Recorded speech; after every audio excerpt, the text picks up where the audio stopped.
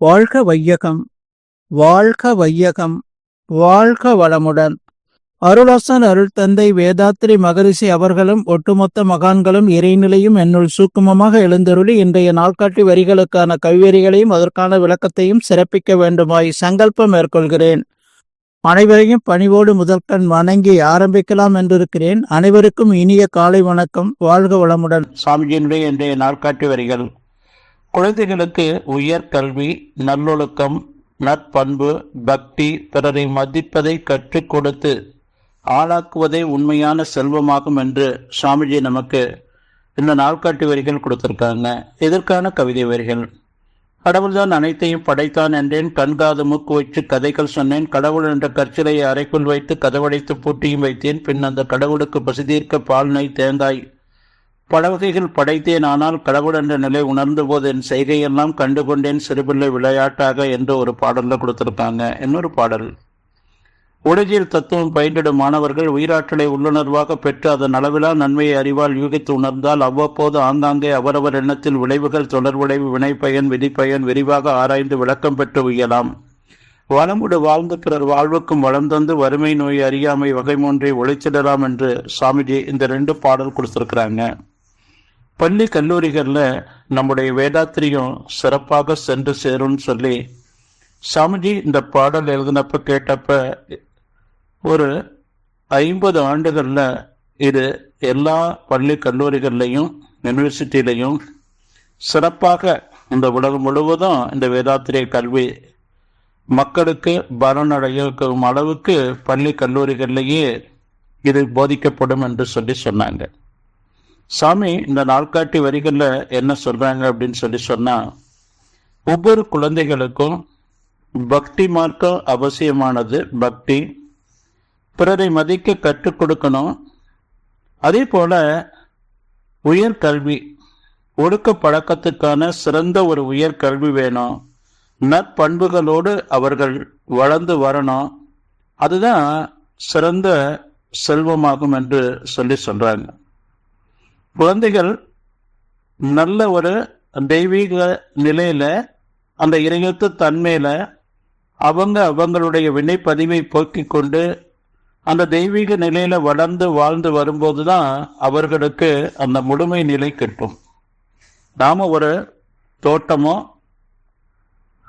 அமைக்கும் போது எந்த அளவுக்கு அதற்கு அந்த விதையிலிருந்து நம்ம அது முளைச்சு வர்ற வரையிலும், அதனுடைய அந்த தண்டுகள் எல்லாம் உறுதியாகிற வரையிலும், அது பூத்து காய் காய்ச்சி கனி கொடுக்கிற வரையிலும் எவ்வளோ பாதுகாப்பா நம்ம ஒரு தாவரத்துக்கு நாம தொண்டு செய்கிறோமோ, அதுபோல பெற்றோர்கள் குழந்தைகளுடைய அந்த பயபக்தியையும் பிறரை மதிக்கக்கூடிய அந்த நல்ல ஒழுக்க பழக்கங்களையும், அதே போல ஒழுக்க பழக்கத்துக்கான கல்வியையும் நற்பண்பையும் அவங்களுக்கு போதிக்கிறது அவசியமான ஒன்று.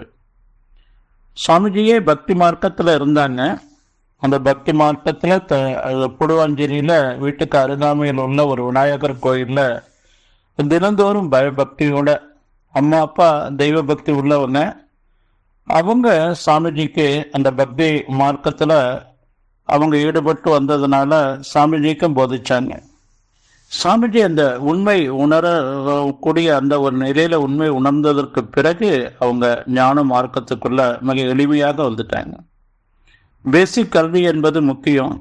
10th கொஞ்சம் +1 +2, அதுக்கப்புறம் தொழிற்கல்வி, இதெல்லாம் நம்ம தொடர்ந்து வர்ற மாதிரி இந்த பக்தி மார்க்கத்துல பிறரை மதித்து வளரக்கூடிய அந்த குழந்தைகளுக்கு இந்த காலத்தான வேதாத்திரிய கல்வியான ஒழுக்க பழக்கத்துக்கான அந்த உயர் கல்வி கிடைக்கும்போது அவங்க அந்த நற்பண்புகளோடு அந்த முழுமை நிலையோடு சிறந்து விளங்குவாங்க.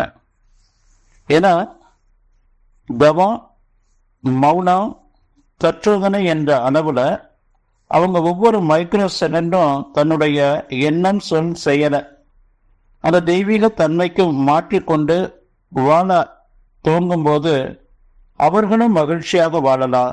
மற்றவர்களையும் அவங்களுக்கு எந்த துன்பமின்றி அவர்களுக்கு தன்னால் ஆன உதவியை தொடர்ந்து செய்து வர முடியும் என்று சொல்லி நல்ல ஒரு குழந்தைய ஒரு தாய் தந்தையும் ஒரு குடும்பத்துல உருவாக்க வேண்டியது ஒரு சிறப்பு.